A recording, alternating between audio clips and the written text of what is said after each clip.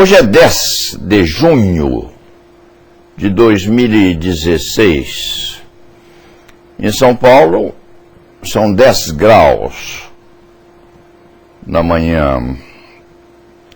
O cronista está desencavando o sobretudo, que veio de Londres há uns 20 anos atrás, um sobretudo confiável.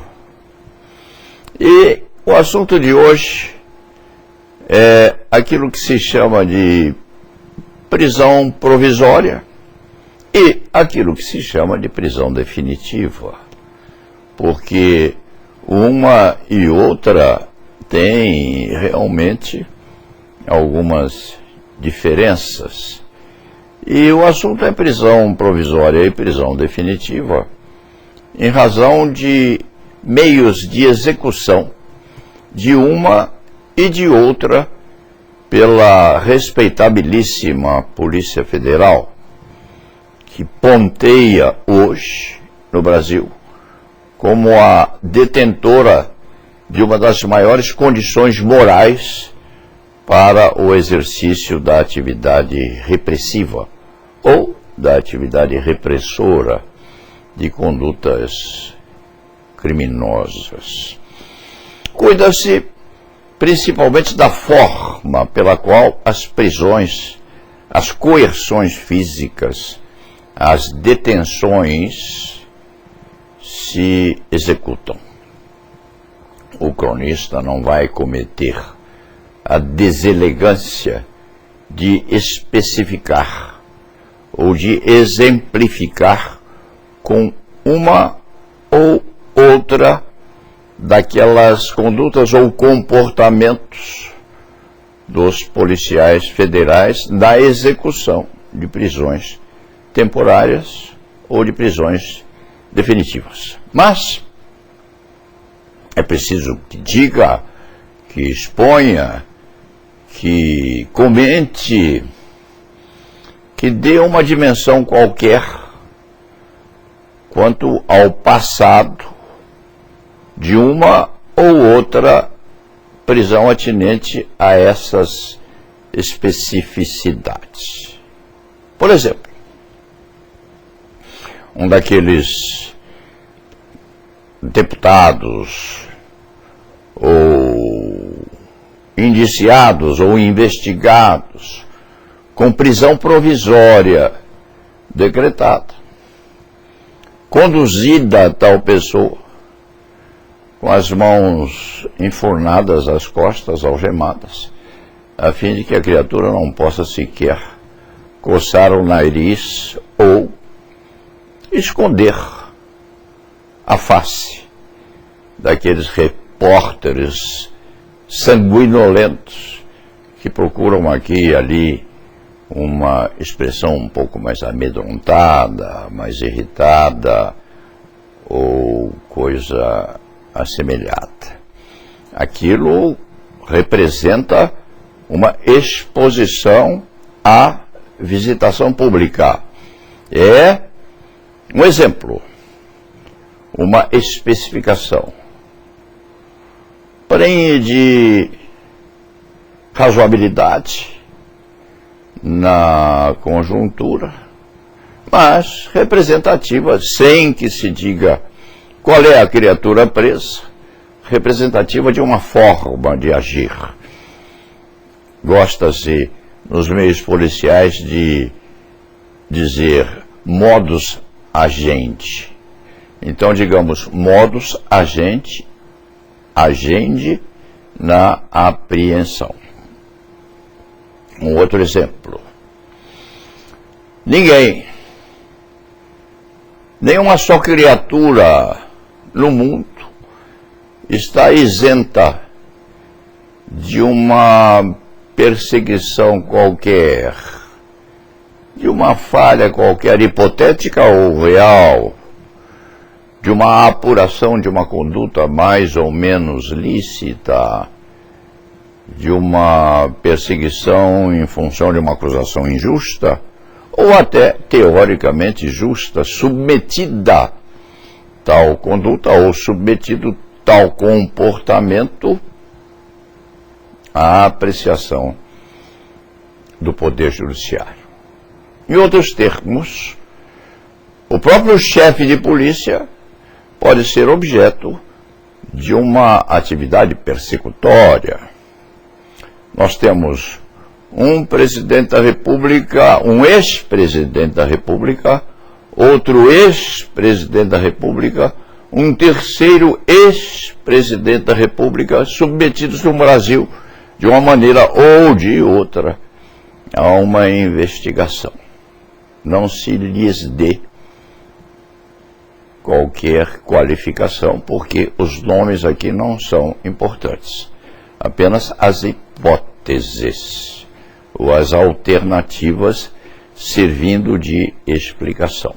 Então, nenhuma criatura está isenta de perseguição. Nelson Mandela ficou 20 e poucos anos preso e depois se transformou em presidente da África do Sul.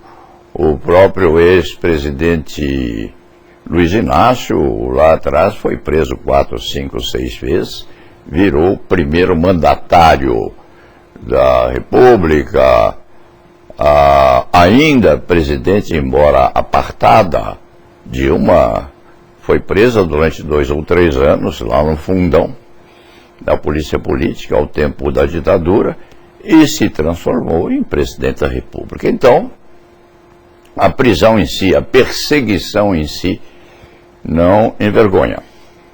É apenas um acidente de percurso, embora terrível, dramático, aviltante, envergonhante, debilitante de pressupostos morais, mas é assim. O próprio cronista se sente às vezes uma espécie de índio velho, sentado sobre uma árvore e vendo o resto da tribo passando. Um ou outro com uma lancetada, com uma flechada, com um sofrimento a mais, e o cronista, quase um espectador da vida hoje, sente de uma forma ou de outra uma certa culpa por estar isento até agora de uma perseguição qualquer. Acontece a muitos advogados ilustres.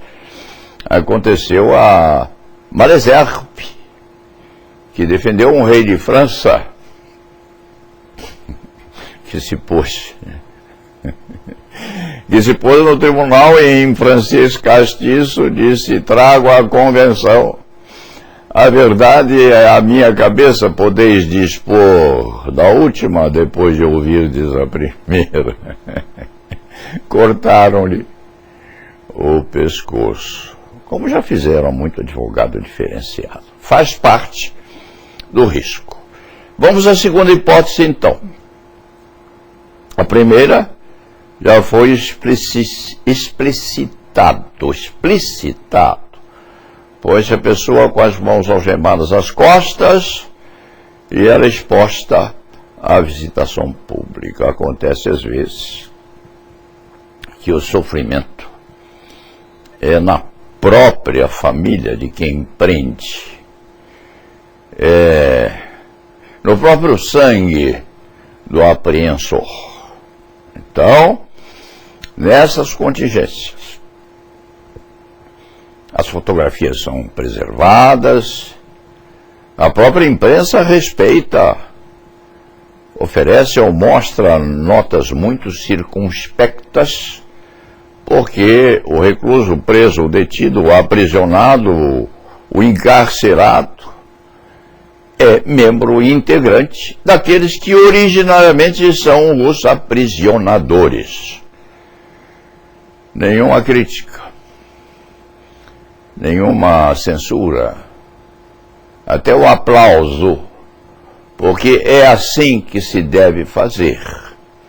Inclusive, o aprisionado se apresentou espontaneamente e foi posto numa sala adredemente preparada para que ele aguardasse o seu destino, crê o cronista, acredita o cronista, espera este antigo escrevinhador que a sorte daquele agente seja verdadeiramente uma sorte na qual ele se liberte desse encarceramento que se quer crer provisório, porque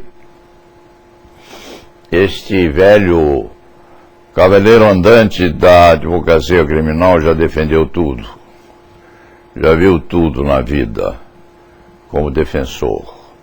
Só não gostava e não gosta ainda de traficante de entorpecente e de pedófilo.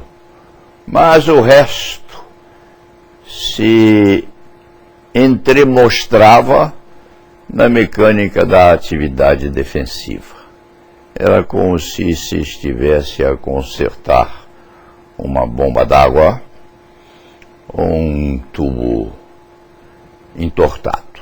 Fazia parte da cirurgia. Nesse contexto, o que vem à reflexão deste antigo, deste velho, deste ancião, nas narrativas daquilo que já passou, o que vem à mente é tentar dizer que todas as prisões deveriam ser iguais, assemelhadas, com respeito àquele que é posto no cárcere, porque condenado definitivamente ainda não foi, porque tem família, porque tem filhos, porque tem dignidade a preservar, porque tem netos, porque tem quem se envergonhe juntamente com o velho daquilo que está acontecendo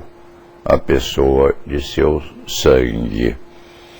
São dois exemplos, sim. Um envergonha o preso, impede-o até de esconder o rosto. O outro exemplo é titanicamente adequado àquilo que se deve fazer quando alguém é coagido a ser recolhido a uma prisão.